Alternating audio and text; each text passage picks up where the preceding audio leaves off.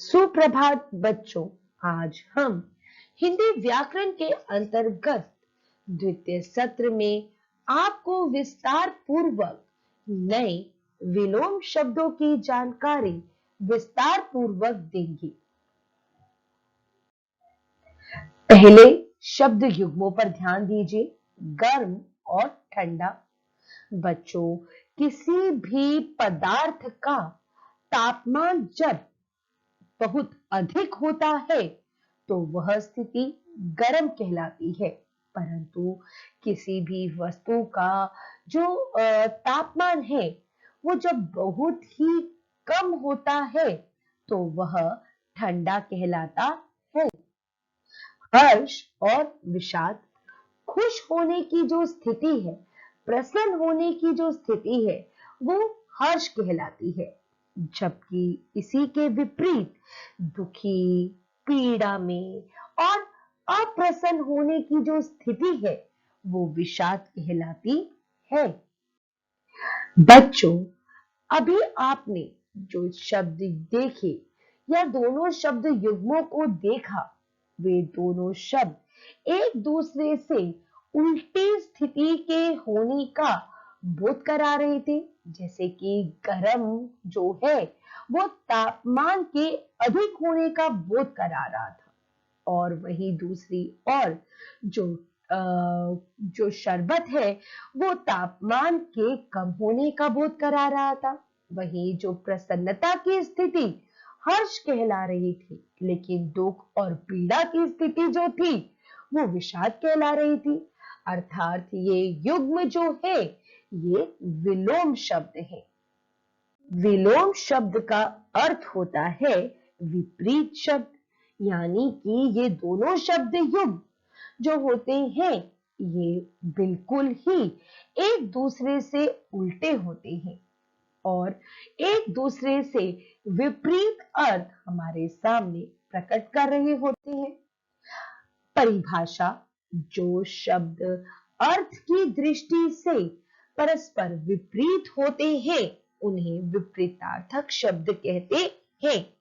बच्चों, विलोम शब्द लिखते समय ध्यान रखना चाहिए कि तत्सम शब्दों का विलोम तत्सम शब्द और तद्भव शब्दों का विलोम तद्भव शब्द, इसी तरह से देशज शब्दों का देशज ही होना चाहिए। उदाहरण के लिए मैं आप लोगों को यहाँ पर एक बताती हूँ। जैसे कि हानि शब्द का विलोम जो होता है वो लाभ ही होगा, हम उसके लिए फायदा नहीं लिख सकते। इसी तरह से एक और बात आपको याद रखनी है कि एक वचन शब्द का जो विलोम होगा वो हमेशा एक वचन ही होगा, वो कभी भी बहुवचन में नहीं हो सकता। विलोम शब्दों की जानकारी देने हेतु आइए हम अब आपको कुछ नए विलोम शब्दों से परिचित करवाते हैं। निद्रा और जागरण। बच्चों, निद्रा को नींद भी कहा जाता है। जब हम जागने की क्रिया करते हैं तो कुछ समय के लिए हम निश्चेष्ट भी हो जाते हैं, यानी कि हम सो जाते हैं, और वो जो सोने की क्रिया होती है उसे हम निद्रा कहते हैं। जबकि जागने की क्रिया को जागरण कहा जाता है। महात्मा और दुरात्मा।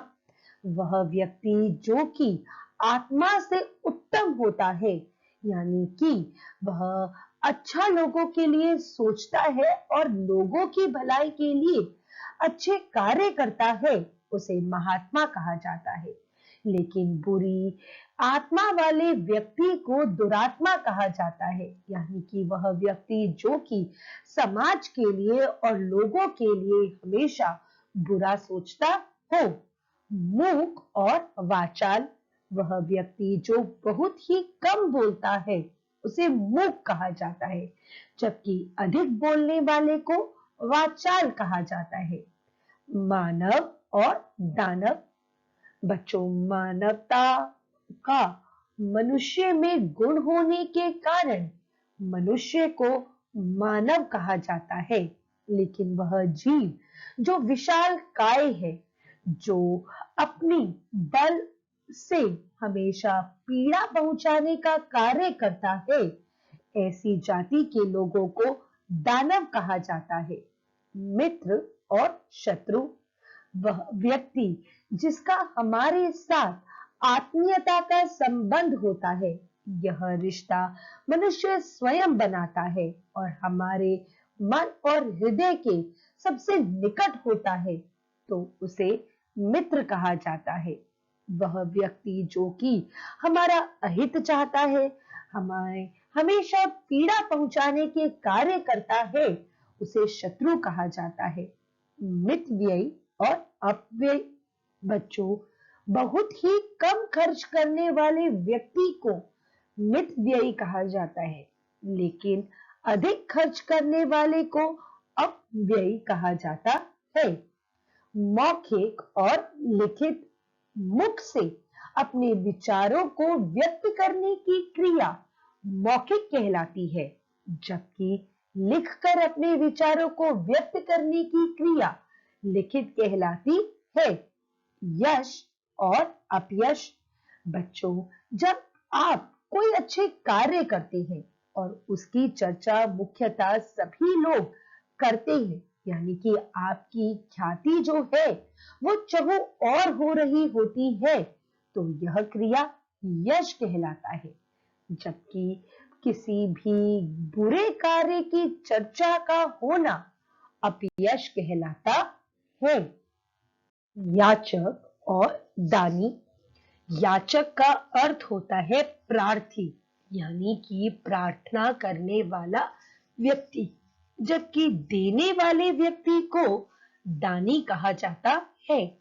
हम अपने प्रभु के आगे याचक बनकर हमेशा मांगते हैं, जबकि प्रभु हमें हमेशा अपनी कृपा का दान देते रहते हैं। रक्षा करने वाले को रक्षक कहा जाता है, जबकि मारने वाले को, हानि पहुंचाने वाले को भक्षक कहा जाता है। राज्य का सबसे अमीर व्यक्ति, जिसके पास धन धान्य सभी कुछ और सभी सुविधाएं उपलब्ध होती हैं, उसे राजा कहा जाता है। जबकि वह व्यक्ति जो गरीब है, जो सबसे निर्धन है उस राज्य का, उसे रंक कहा जाता है। रुष्ट और प्रसन्न, वह स्थिति जब हम मानसिक रूप से खुश नहीं होते, क्रोधित होते हैं, उसे रुष्ट कहा जाता है।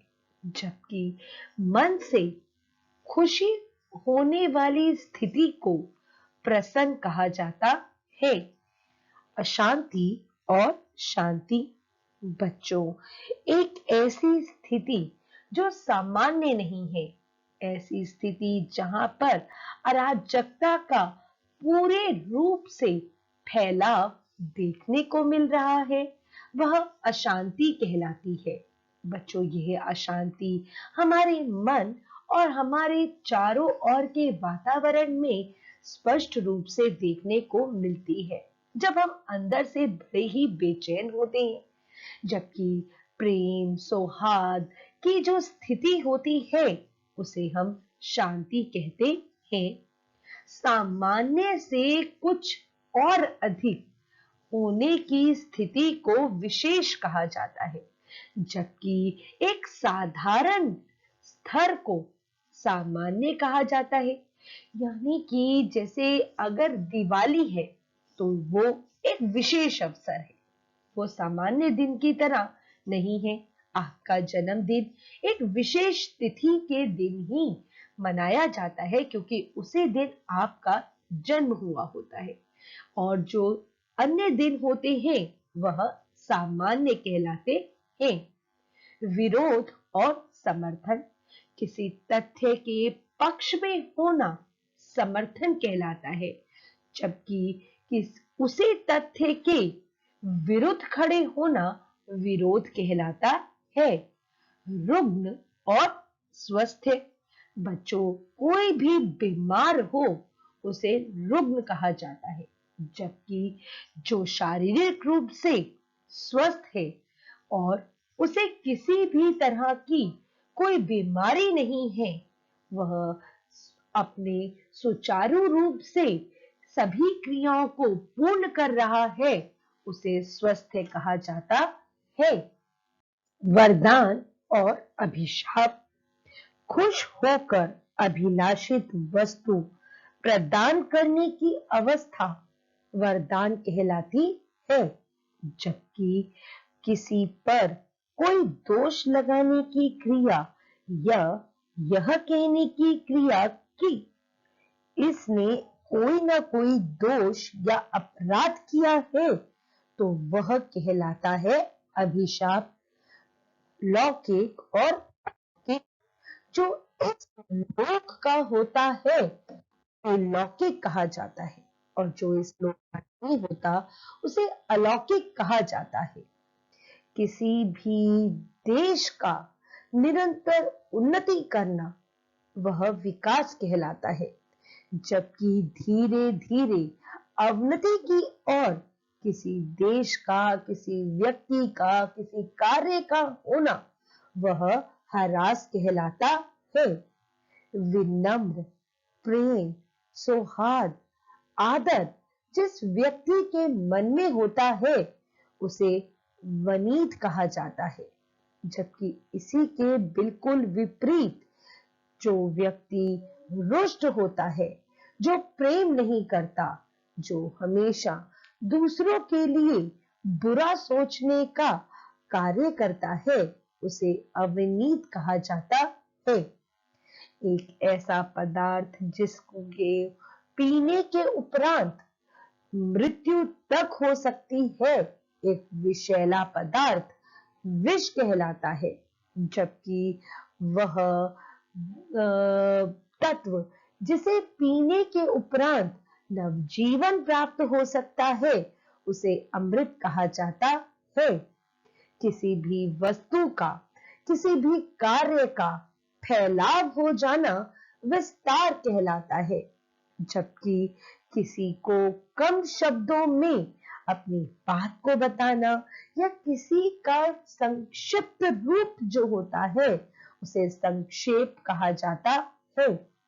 जबकि सफेद रंग को श्वेत कहा जाता है, जबकि सांवले रंग को श्याम भी कहा जाता है।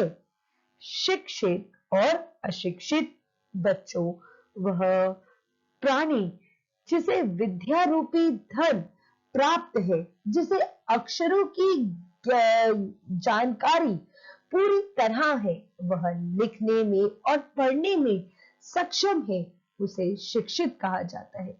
लेकिन ऐसा व्यक्ति जो शब्दों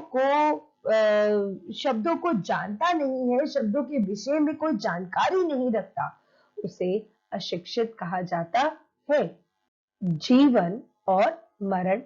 बच्चों, जन्म के बाद जो हम जीवन यापन करते हैं, जो काल हम जीते हैं, उसे जीवन कहा जाता है, जब तक कि हमारी मृत्यु नहीं हो जाती। लेकिन वह स्थिति जब हम श्वास क्रिया लेना बंद कर देते हैं और हमारा शरीर निश्चेष्ट हो जाता है, तो वह मरण कहलाता है। किसी भी कार्य का कठिन होना जटिल कहलाता है, लेकिन वह कार्य जो हम आसानी से पूर्ण कर लेते हैं उसे सरल कहा जाता है। जय और पराजय। बच्चों, जीत को जय कहा जाता है, जबकि हार को पराजय कहा जाता है। तम और प्रकाश। अंधकार को जब सूरज छिप जाता है, जब कालीमा चहु ओर फैल जाती है, तो वह तम कहलाता है। परंतु जैसे ही सूर्य की किरणें पृथ्वी पर पड़ती हैं, चारों तरफ की स्थिति मनुष्य अपने नेत्रों से स्पष्ट रूप से देखने में सक्षम हो जाता है, तो उस क्रिया को जिसके होने से चारों तरफ की चीजें स्पष्ट रूप से दिखाई दे रही हैं, उसे प्रकाश कहा जाता है। बच्चों, तरल और ठोस द्रव्य पदार्थ जो कि एक स्थान पर रुकता नहीं है, वो धीरे धीरे आगे की ओर फैलता चला जाता है, तो उसे तरल कहा जाता है। पानी, पेट्रोल, घी, यह सभी ही तरल पदार्थों के उदाहरण हैं। वह वस्तु जो अपने ही आकार में हमेशा बनी रहती है, उसका एक ही आकार होता है और वह अत्यंत ही सख्त होता है, तो उसे ठोस कहा जाता है।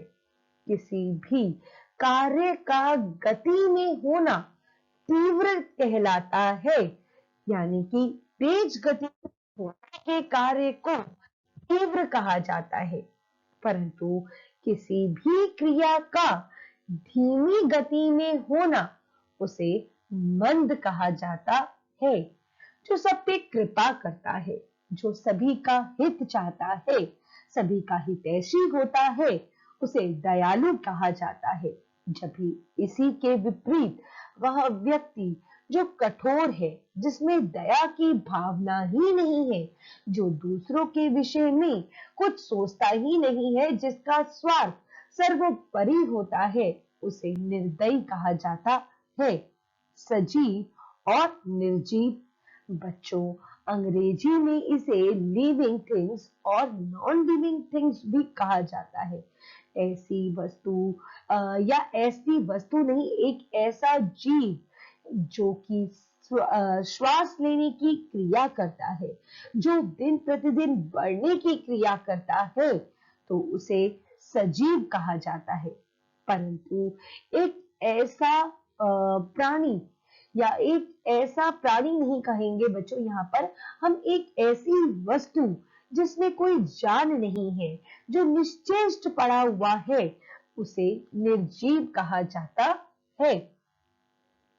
जिसमें बल होता है उसे सबल कहा जाता है, परंतु जो कमजोर और निस्सहाय होता है उसे निर्बल कहा जाता है।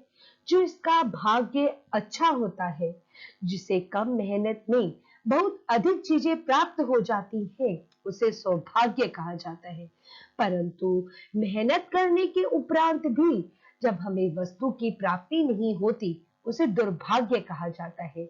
जो भी मशीन, जो भी व्यक्ति जो कार्य कर सकता है, उसे सक्रिय कहा जाता है।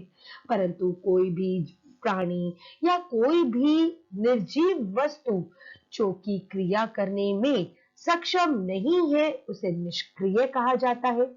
जिसका चरित्र अच्छा होता है, सच्चा होता है, उसे सचित्र कहा जाता है। परंतु जिस व्यक्ति का चरित्र जो है, गलत कार्य करने के कारण उसकी सोच भी गलत हो चुकी होती है, उसे दुष्चित्र भी कहा जाता है। जो आचार और विचारों से अच्छा और सादा होता है, उसे सदाचारी कहा जाता है।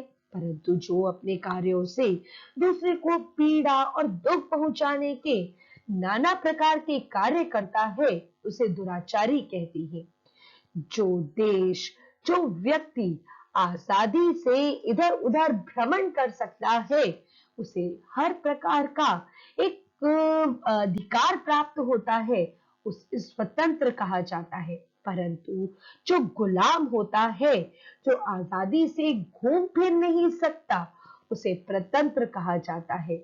स्थूल यानी कि कोई भी घनी वस्तु या कोई भी मोटी वस्तु जिसे हम अपने नेत्रों से आसानी से देख सकते हैं, उसे स्थूल कहा जाता है। जबकि बारीकी से किया गया कोई भी कार्य या कोई भी बारीक चीज जो हम अपने नेत्रों से देखने में पूरी तरह सक्षम नहीं हो पा रहे हैं, क्योंकि उसका आकार और प्रकार बहुत ही छोटा है, इसलिए इसे सूक्ष्म कहा जाता है।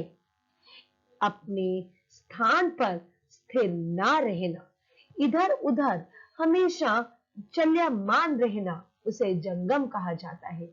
जबकि एक ही स्थान पर स्थिर खड़े रहना, स्थिर रहना उसे स्थानावर कहा जाता है। बच्चों, पशु पक्षी और मनुष्य जंगम है, जबकि पेड़ जो है जिनमें जीवन तो है, परंतु वे एक ही स्थान पर स्थिर खड़े हुए हैं, इसलिए उसे स्थानावर कहा जाता है। सफलता और विफलता, जब हम कोई कार्य करते हैं और उसके बाद हमारी रुचि के अनुरूप हमें उसमें कार्य में जब हमारे को फल प्राप्त होता है और वो फल सुखदायी होता है, उसे सफलता कहा जाता है। जबकि विफलता जो होता है बच्चों की, मेहनत करने के उपरांत जब हमें उसका फल प्राप्त नहीं होता, तो वह विफल विफलता कहलाता है। स्वाधीन और पराधीन, जो आजाद होता है उसे स्वाधीन कहते हैं, जबकि गुलाम व्यक्ति को पराधीन कहते हैं। हर एक प्रकार की सुख सुविधाएं मिलना, यानी कि जो आप चाहते हैं वो आसानी से उपलब्ध हो जाना, उसे सुविधा कहलाती है। और जबकि एक ऐसा कार्य जो आप चाहते हैं परंतु आपको उपलब्ध नहीं हो पा रहा और बड़ी ही या तो कठिनाई से उपलब्ध हो रहा है और उसके कारण आपको कई कठिनाइयों का सामना करना पड़ रहा है, तो वो कहलाती है असुविधा। जैसे कि परिवहन जो है वो शहरों में तो अच्छा है, इसलिए लोगों को अच्छी बसों की सुविधाएं दी गई है कि वो आसानी से इधर से उधर जा सके, परंतु गांव और देहातों में ये सेवाएं उपलब्ध ना होने के कारण लोगों को जो कठिनाई हो रही है उसे असुविधा कहा जाता है। मुस्कुराना, हंसना, मन के उद्गारों को एक ऐसी क्रिया के द्वारा जो कि बड़ी ही प्रसन्नचित कर दे, उसे हास्य कहा जाता है। जबकि रोने की क्रिया रुदन कहलाती है। प्रसन्नता का भाव जब तेज ध्वनि से हमारे मुख से निकलता है, उसे हास्य कहा जाता है। जबकि रोने का भाव, दुख देने वाला जो भाव होता है, उसे रुदन कहा जाता है। जिसकी बुद्धि अच्छी होती है उसे सुमति कहा जाता है, जबकि यह व्यक्ति जिसकी बुद्धि अच्छी नहीं है, कुविचारों से भरी हुई है, उसे कुमति कहा जाता है। घृणा, द्वेष, चारों तरफ हाहाकार की स्थिति जो है बच्चों, वो हिंसा कहलाती है। जबकि प्रेम, प्यार, मोहब्बत, सौहार्द की जो स्थिति होती है उसे अहिंसा कहा जाता है। जो हमारा हित सोचता है, अच्छा सोचता है, उसे हित कहा जाता है। लेकिन ऐसा व्यक्ति जो हमारा बुरा सोचता है, जो हमारी सफलता को देखकर कभी भी प्रसन्न नहीं होता, उसे वो जो है अहित कहलाता है, यानी कि वो हमारे जीवन में कई कठिनाइयां उत्पन्न कर सकता है। ह्रस्व और दीर्घ, बच्चों वो ध्वनि जिसके उच्चारण में कम समय लगता है उसे ह्रस्व स्वर कहा जाता है, और वो ध्वनि जिसके उच्चारण में अत्यधिक समय लगता है उसे हम दीर्घ कहते हैं। स्मरण और विस्मरण, किसी भी स्थिति को याद रखना वो स्मरण कहलाता है, जबकि उसी स्थिति को भूल जाना वो विस्मरण कहलाता है। किसी से मेल या मिलाप की स्थिति संधि कहलाती है, और जबकि किसी से अलग होने की क्रिया विग्रह कहलाती है।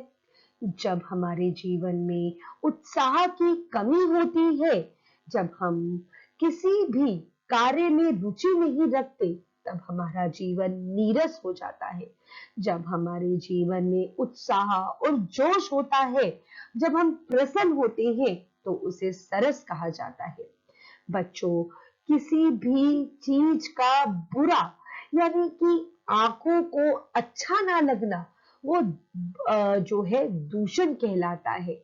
जबकि कोई भी महंगी वस्तु जो देखने में बड़ी ही खूबसूरत है, यानी कि उसकी सजावट जो है वो बड़ी ही अनोखी है, उसे हम भूषण कहते हैं। कहीं सभागार में, कमरे में, घर में जो घुसने की स्थिति होती है उसे प्रवेश कहते हैं, जबकि उसी स्थान से बाहर जाने की क्रिया निकास कहलाती है। जो बीत चुका है उसे भूत कहा जाता है, जबकि आने वाले कल को भविष्य कहा जाता है। ऐसा व्यक्ति जो कि हर एक प्रकार का संभोग करता है, जिसे हर एक प्रकार की सुख सुविधाएं चाहिए होती हैं और वह उनका भोग भी आसानी से दिन प्रतिदिन रोज ही करता है, उसे भोगी कहा जाता है। जो सात्विक जीवन व्यतीत करता है, जो साधारण रूप से रहता है, जिसे आगे और पीछे की कोई भी चिंता नहीं होती, जो कि आम जीवन से आगे निकल चुका है, उसे योगी कहा जाता है। बंधनों में बंधे रहना यानी कि जंजीरों में जकड़े रहना वो बंधन है, जबकि स्वतंत्र मुक्त होकर अपने विचारों को व्यक्त करने की क्रिया मुक्ति कहलाती है। पंडित जो ज्ञानी होता है, जिसे प्रत्येक स्थिति का ज्ञान होता है, उसे पंडित कहते हैं। परंतु जो मूर्खता भरी बातों को करता है, जिसे आने वाली स्थिति का कोई बोध ही नहीं होता, अपने हित और अहित के विषय में नहीं जानता, उसे मूर्ख कहा जाता है। शुभ और अशुभ। बच्चों, जो समय हमारे लिए अच्छा है उसे शुभ कहा जाता है, और जो स्थिति हमारे पक्ष में नहीं है उस स्थिति को अशुभ कहा जाता है। जिसमें गुण होते हैं, गुणों से युक्त होने के कारण किसी भी वस्तु को या किसी भी व्यक्ति को सगुण कहा जाता है, जबकि गुणों के अभाव के कारण किसी भी वस्तु को जिसमें गुण नहीं है उसे निर्गुण कहा जाता है। हमारे संपन्न होना यानी कि किसी भी क्रिया का पूर्ण होना वो संपन्न कहलाता है, और विपन्न का मतलब है वो आधी अधूरी रह जाना। आपके घर में कोई यज्ञ हो रहा है जो विधि विधान के साथ हुआ, मम्मी ने उसे बड़े ही ध्यान पूर्वक उसे पूरा करवाया, नियमों के अनुरूप उसे संपन्न कहा। लेकिन बीच में कोई बाधा उत्पन्न हो गई तो जिसके कारण वो कार्य पूर्ण नहीं हो पाया, वो विपन्न कहलाता है। योग से मिल जाना, अचानक किसी व्यक्ति से मिलकर भेंट करना, उसे संयोग कहा जाता है, जबकि किसी भी दो व्यक्तियों का अलग हो जाना वो वियोग कहलाता है। कोई भी सूखी वस्तु या कुछ भी सूखी चीज को हम शुष्क कहते हैं, जबकि आर्द्र को गीला कहा जाता है। संकल्प और विकल्प। जब हम यह प्रण ले लेते हैं कि हमें इस कार्य को पूर्ण करना ही करना है, वो संकल्प कहलाता है, जबकि विकल्प होता है आपकी पूरी तरह इच्छा पर निर्भर कर रहा है कि आप करें या आप ना करें, आप उसके लिए स्वतंत्र होते हैं। बच्चों, छोटे भाई को कनिष्ठ कहा जाता है, जबकि बड़े भाई को ज्येष्ठ कहा जाता है। वो स्थिति जिसमें उमंग है, उत्साह है और जोश है, उसे उल्लास कहा जाता है, जबकि दुखी होने की स्थिति या फिर परेशानी की स्थिति उसे अवसाद कहा जाता है। पृथ्वी का वह स्तर जो उससे ऊपर है उसे आकाश कहा जाता है, और वो स्तर जो कि पृथ्वी से नीचे है उसे पाताल कहा जाता है।